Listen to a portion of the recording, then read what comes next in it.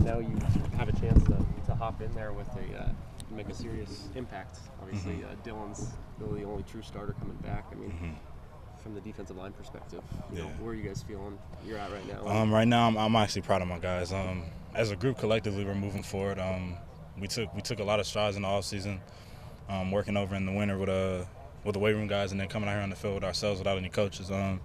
But what I've realized is it's going to take practice. You got to take it day by day. You just got to focus on the things that you're good at and the things you're not good at. And you just got to focus and work on them. And that's the only way you're going to get better. Is not feeling high on yourself, but you can't be hard on yourself. You just got to, come out, keep it focused. Coach Joe's going to push us, and then take what he says and just run with it. Have you guys already noticed the void left by Scott not being in the room anymore? Oh yes, sir. We have, and that was a leadership, bro. He was a big voice in the locker room, a big voice in the meeting rooms, and now it's more in the group. We all got to come together and form together to be one fist to fill the void that he left. Because, he was a great player. He was a great leader. And with him going, now it's on all of us to fill the void that he left. Jalen, I remember last year, the Civil War. You were in the middle of that pregame huddle, and you kind of got things going. Was that kind of a moment that things clicked for you, that you were officially a part of Oregon State, that you were kind of in this thing with them? Yes, sir. And honestly, I had fuel built up towards that game. Being a commit in USC in high school, I never really had good feelings towards Oregon. So that game, I was looking forward to that game. So you feel like you weeks right out, yeah. So on the field, I honestly, that game, that was probably the only game I felt where I didn't realize I wasn't playing until the ball was actually kicked and the defense ran on the field and I was standing there on the sideline. But prior to that, I would have thought I was in the game. So how hungry are you to actually experience the Civil War as a player and get out there and beat the Ducks? Oh, I'm excited. I'm excited for every game. My first game here when they played Eastern Washington, I've never seen a stadium filled. I've never seen every seat in the stadium filled. So I was amazed at looking around the stadium and you literally couldn't see an empty seat.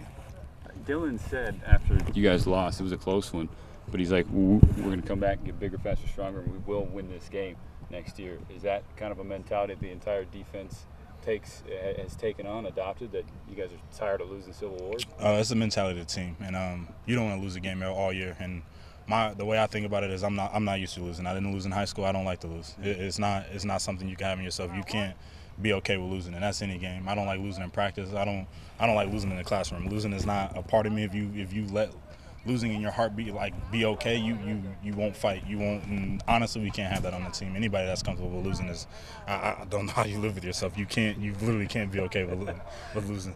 You weren't able to play last year, but being around the program, the culture, the practices, the system, how instrumental was that as you look back on it now here in your first spring and knowing that you're going to play next year? It was a big learning experience. It was a learning curve I had to catch on to because things are done differently here. And I think a part of it, honestly, coming here and sitting that year off, it made me grow up a little bit. Being here and kind of observing and stepping back and catching on and kind of being the new guy, especially with the freshmen, they were already here. So I was pretty much isolated myself of being a new guy. So it was kind of, being accepting of the way of changes and learning new opportunities and accepting the way that things were going to go. And Coach Riley told me, he said he's happy to have me here, and the situation I was in is an unfortunate, but then again, I look at it as a blessing because he gave me another opportunity to play football. Given your experience as a player, you talk about you didn't lose in high school. You're not used to it. So you had to come out here, and you can't be a part of a win or a loss. You're sitting on the sidelines and watching them practice for the early going. How much did that test you mentally? It tested me a lot.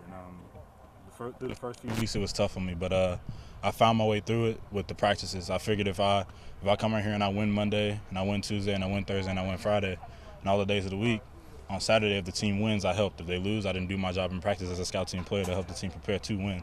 So I reflected myself as the results on Saturday was a reflect of what I didn't do on the field. But not being in pads on Saturdays, that's something you got. That was tough. It got old real quick. It was tough. Yeah, it got tough. It was hard the first game, and after the first game, I talked to my dad, and he was like, there's nothing you could do, but it wasn't what I wanted to hear. I wanted every out and in to fix this, but there was no way around it.